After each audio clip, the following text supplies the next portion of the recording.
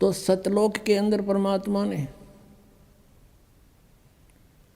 एक शब्द में 16 द्वीप उत्पन्न किए, फिर 16 वचनों से एक एक पुत्र की उत्पत्ति की।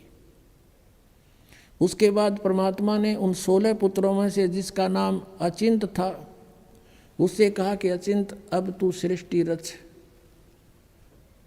उसको आदेश दिया, ये दिखाने के लिए कि बालकों का काम नहीं सृष्टि रचना, समर्थ बिन कोई काम सफल नहीं होता। अचिंत ने क्या किया, अपनी वचन शक्ति से एक पुरुष उत्पन्न किया जिसको अक्षर पुरुष बोलते हैं। गीता जी अध्याय नंबर 15 के श्लोक 16 में 2 पुरुष कहे, सरपुरुष और अक्षर पुरुष।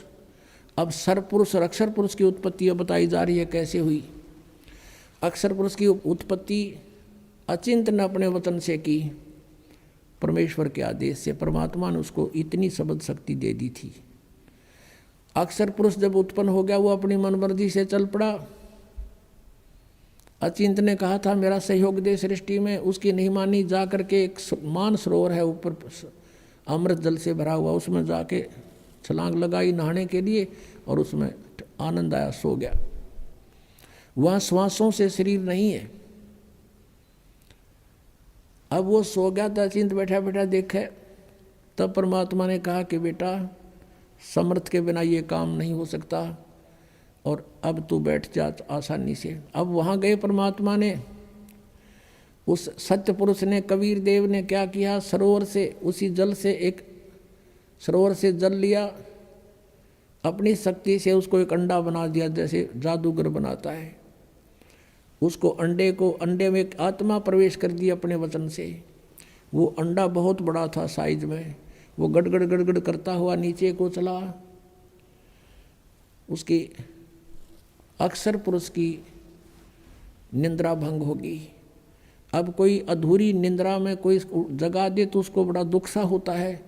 इस दुख महसूस किया उसने, कोप किया और अंडे को कोप से देखा, क्रोध से। उस क्रोध से वो अंडा फट गया। उसमें से ये सरपुरुष यानी ज्योत निरंजन काल निकला एक मनुष्य रूप में।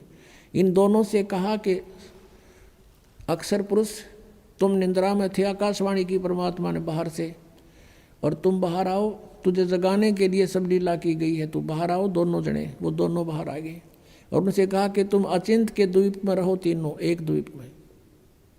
वो तीनों दोनों वो चले गए, एक अचिंत हो गया। अब कुछ दिनों के बाद ये सरपुरुष, ज्योति निरंजन कहो, सरपुरुष कहो और अक्षर पुरुष कहो, चाहे परब्रह्म कहो, ये दोनों अचिंत के लोक में रहने लगे।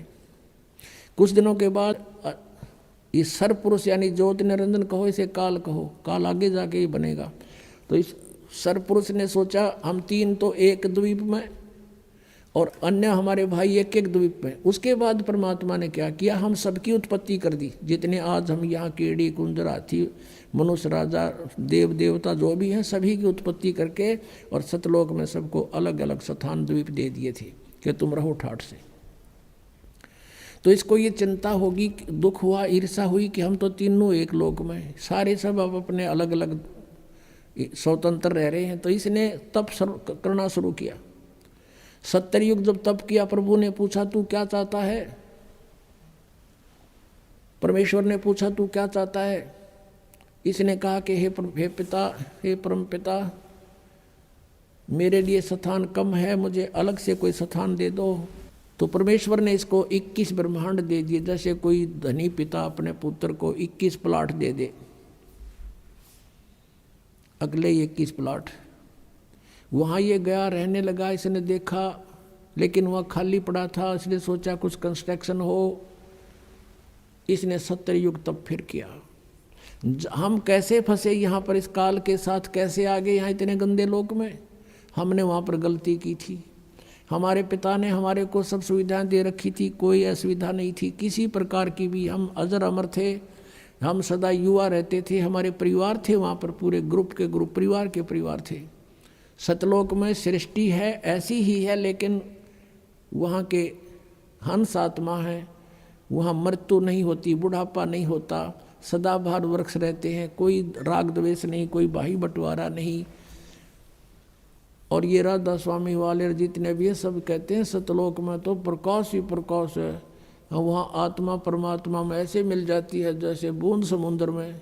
अरे कोई डूब का मरना है वहाँ पर, ढूंढ रहे हैं भगवान को, परमात्मा को तलाश करें, उसके दर्शन करेंगे, बैठेंगे, बतलावाएंगे, अपना दुख रोवाएंगे, हैं देख देख कर खुश होवाएंगे। इनको भगवान निराकार है, प्रकाश ही प्रकाश है, और आत्मा उसमें ऐसे मिल जाती है जैसे बूंद समुद्र में।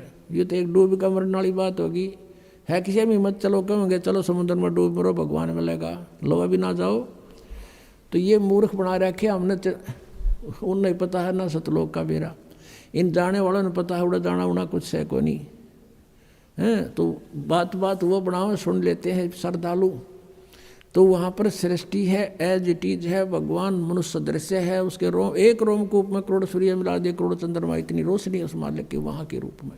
वहाँ से वो हल्के तेज पुंज का रूप बना कर सरल करके यहाँ आता है। वेद भी बता रहे हैं, और ये 600 साल पहले परमात्मा ने अपनी महिमा आप बता रखी है कबीर वाणी में। तो वहाँ से वो परमात्मा ने आके खुद बता। तो हम अपने भगवान को छोड़ के, जिसने हमारे को सारा सुख दे रखा था, हम इस पर आसक्त हो गए। यूँ खड़ा होगा तब कर रहा था, और यूँ देखो देखो हो इतने वर्ष खड़ा रहा, हो बड़ा कमाल कर दिया। अब हमारे ये बीमारी वहाँ से लगी थी बुराई। जैसे अब है एक हीरो या हीरोइन, अभिनेता अभिनेत्री, अपने पेट के लिए नाचा कूदी उछलम कूदम मेकअप करते, और हम उन पर आसक्त होते हैं। यहाँ एक बरुवाला में या हिसार में कोई एक्टर आ जा, नेता अभिनेता आ जाए, और देखो नौजवान लड़के और लड़कियों की लाइन लग जाएगी, हजारों की संख्या में इकट्ठे हो जाएंगे, और दूर तो देखेंगे वो खड़ा वो खड़ी, सारे दिन धक्के खा के न्यू आ जाएंगे। बताओ वो खड़े तर वो खड़ी, तो उन्हें क्या मिल गया?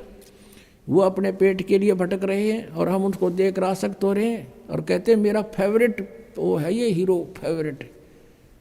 इन फेवरेट न मार दिया हम, यूँ हमारा फेवरेट हीरो हो गया वहाँ पर सतलोक में।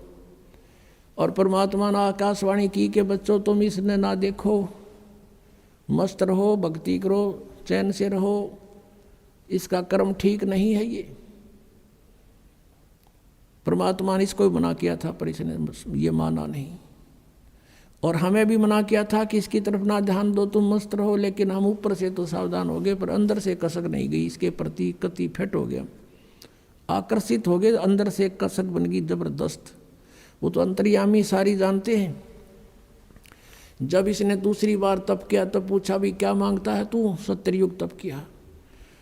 तब इसने कहा प्रभु मुझे कुछ कंस्ट्रक्शन सामग्री दे दो ताकि मैं कुछ रचना रचूं। परमात्मा ने 5 तत्व और 3 गुण दे दिए कि ले बेटा खेल खिलौनों से। इसने सोचा भी ये भी बना लूँगा, लेकिन जीव नहीं है तो मैं करूँगा क्या, मुझे आत्मा भी चाहिए कि लेगा दिल नहीं लगे। तब इसने 64 युग तब फिर किया। तब प्रभु ने पूछा क्या मांगता है, बोल। तूने जो मांगा मैंने सब दे दिया। तब इसने कहा कि मुझे कुछ जीव दे दो, आत्मा दे दो प्रभु। अब परमेश्वर ने कहा कि भाई ये आत्मा नहीं दे सकता तुझे किसी भी सूरत में। हाँ तुझे और प्लाट चाहिए और दे दूंगा, ब्रह्मांड 5, 7, 10 चाहिए, ये नहीं दे सकता क्योंकि ये मेरी आत्मा है, मेरे वचन से उत्पन्न हुई है, मेरी हृदय है, ये मेरी आत्मा है, ये नहीं दे सकता तुझे। लेकिन एक शर्त है, यदि कोई स्वयं तेरी स्वेच्छा से जाना चाहता है तो जा सकता है, जा पूछ ले। तो हमारे पास आया, जितने हम यहाँ फंसे हुए हैं, हमसे पूछा क्या मेरे साथ तुम चलोगे? अलग से मैंने तप करके अलग से राज्य प्राप्त किया है, वहाँ ऐसे रहेंगे, ऐसे देव बनाऊंगा, महादेव बनाऊंगा, हैं दूधों की नदी बहाऊंगा। अब वहाँ कोई कमी थी हमने, लेकिन बुद्धि भ्रष्ट होगी। हम बोले ठीक है, पिताजी आज्ञा दे देंगे तो हम चल पड़ेंगे।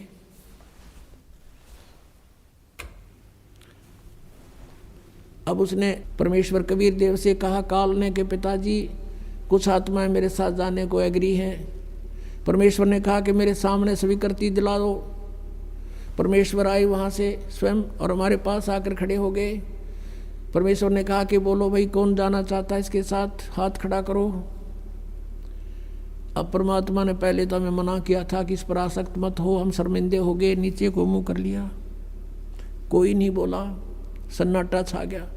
तब परमेश्वर ने कहा कि रे तो आप तो कह रहे, तू तो कह रहा था ये बहुत कुछ मेरे साथ जाने वाले हैं, ये तो कोई बोलता ही नहीं, झूठ बोलता था तू। इतने में एक आत्मा ने सोचा कहीं बात ना बिगड़ जाए, हिम्मत सी करके खड़ा हो गया। खड़ा होकर कहा कि प्रभु मैं जाना चाहता हूँ इसके साथ। अब पीछे से फिर हमने सोचे कि ये अकेला लूट जा लूट, फिर तो हम देखा जैसे बच्चे स्कूल में एक हाथ खड़ा कर ले, सारे कर लिया, अगर नो नो नो, तो हम सब खड़े हो गए और दोनों हाथ कर लिए, हम भी जाना चाहते, हम भी जाना चाहते। परमेश्वर ने कहा भाई ठीक है, मैंने इनके नंबर नोट कर लिए इन आत्माओं के, किस किस ने स्वीकृति दी है, और आप अपने लोक में जा। इनको मैं विधि से भेजूंगा, एज इट इज नहीं भेज सकता।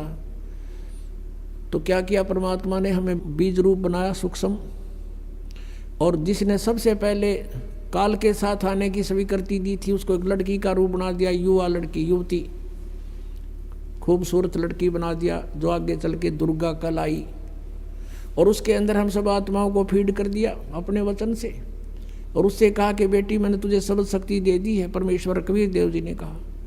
और जितने जीव ये ब्रह्म कहे, सरपुरुष कहे, उतने तो उत्पन्न कर देना, तेरे वचन में शक्ति दे दी, तो वचन से भी उत्पन्न कर सकती है। अपने पुत्र सहजदास से कहा कि पुत्र जा अपनी बहन को ज्योत निरंजन के पास छोड़ के आ, सरपुरुष के पास। उसके ब्रह्मांड, ये सभी ब्रह्मांड वहीं थे सतलोक के अंदर, ये वहाँ खड़ा था। सहजदास उस लड़की को लेकर गया, प्रकृति को, दुर्गा को, और वहाँ जाकर कहा कि ले पिताजी का आदेश है, ज्योति निरंजन जितनी भी आत्माओं ने तेरे साथ आने की स्वीकृति दी थी उन सबको इसके अंदर फीड कर दिया, भगवान ने भर दिया, और इसको वचन शक्ति दे दी है, जितने जीव तू कहेगा ये वचन से बना दिया करेगी। और ऐसा कहकर सहजदास वापस आ गया। अब ज्योति निरंजन ने देखा, इस ब्रह्म ने, सरपुरुष ने, युवा लड़की, अपनात्माओं, ये यहाँ बलात्कार और ये बकवादें जो हैं ये हमारे अंदर, इस मन वहीं से घर कर गई थी इस काल में, ये मन रूप में सबके अंदर विद्यमान हो गया, इसने ऐसा एलिमेंट छोड़ दिया हमारे अंदर, इसके अंदर ये दोष आ गया। एकांत में अकेली युवती को देखकर इसने उसके साथ जुल्म करना चाहा, लड़की भी भांप गई इसके इरादे को, और कहा कि ज्योति निरंजन बात सुन, तू मेरा बड़ा भाई, तू मेरे से पहले उत्पन्न हुआ, अंडे से परमात्मा का ही उत्पन्न किया हुआ है, और उसी से मेरा जन्म हुआ। तू मेरा बड़ा भाई, मैं तेरी छोटी बहन, बहन भाई का ये क्रम अच्छा नहीं होता, तू जुल्म ना करे। पिताजी ने मुझे शब्द शक्ति दे रखी है, वचन शक्ति, जितने जीव कहेगा मैं बना दूंगी। इसने एक नहीं सुनी, हद से आगे बढ़ गया। लड़की ने अपनी इज्जत सुरक्षा के लिए कुछ ना पाया तो उसने छोटा रूप बनाया, और इसने बकवाद के लिए मुंह खोल रखा था, मुंह के माध्यम से पेट में चली गई। वहाँ से परमेश्वर कबीर देव अपने पिता से पुकार की, भगवान मेरी रक्षा करो। परमात्मा ने कहा जोगजीत, सहजदास जाओ उसके पास, और परमेश्वर स्वयं आए अपने पुत्र का रूप बना के, और कहा ज्योति निरंजन तूने जुल्म कर दिया, ऐसे पवित्र लोक में जो ऐसी गलती करता उसको ये सजा है कि तू आज से काल कहागा, 1 लाख मानव शरीरधारी प्राणियों को नित्य खाया करेगा, 1.25 लाख उत्पन्न करेगा, आज से तेरा नाम काल होगा। लड़की को, दुर्गा को उसके पेट से निकाल दिया, और उन दोनों को 21 ब्रह्मांड समेत सतलोक से निष्कासित कर दिया। 16 शंख कोश की दूरी पर 21 ब्रह्मांड आकर रुक गए, और यहाँ फिर अपने मालिक की विधि अनुसार ये चक्कर काटने लगे। अब काल ने फिर सोचा कि अब मेरा कौन के बिगाड़ेगा, जो इन्होंने सजा देनी थी मुझे दे दी। दुर्गा के साथ फिर दुर्व्यवहार शुरू किया। इसने फिर प्रार्थना की कि ज्योति निरंजन, पहले तो तू मेरा बड़ा भाई, मैं तेरी छोटी बहन, दूसरे मैं तेरे पेट से बाहर आई हूँ, तेरी बेटी होगी। यानी इसने अपनी इज्जत बचाने के लिए सब कुछ कह दिया, पर इसका कोई असर नहीं हुआ। परमात्मा ने देखना था कि ये कितना बकवाद कर सकता है, और लड़की को प्रजनन इंद्री भी अपनी तरफ से नहीं लगाई थी। इसने अपनी सिद्धि शक्ति से नाखूनों से प्रजनन इंद्री बनाई और दुर्गा के साथ विलास किया। 3 पुत्रों की उत्पत्ति की। बड़े का नाम ब्रह्मा, दूसरे का विष्णु, तीसरे का शिव हुआ। अब मैं तुमसे कहूँ चिताई, त्रिदेवन की उत्पत्ति भाई। ज्ञानी सुने सो हृदय लगाई, मूर्ख सुने तो गम ना पाई। माष्टंगी पिता निरंजन, ये जमदारुण वंशन अंजन। पहले की न निरंजन राई, पीछे से माया उपजाई। माया रूप देख अति शोभा, देव निरंजन तन मन लोभा। निरंजन की ने भोग विलासा, माया को रही तब आशा। 3 पुत्र अष्टंगी जाए, ब्रह्मा विष्णु शिव नाम धराए। 3 देव विस्तार चलावे, इनमें यो जग धोखा खावे।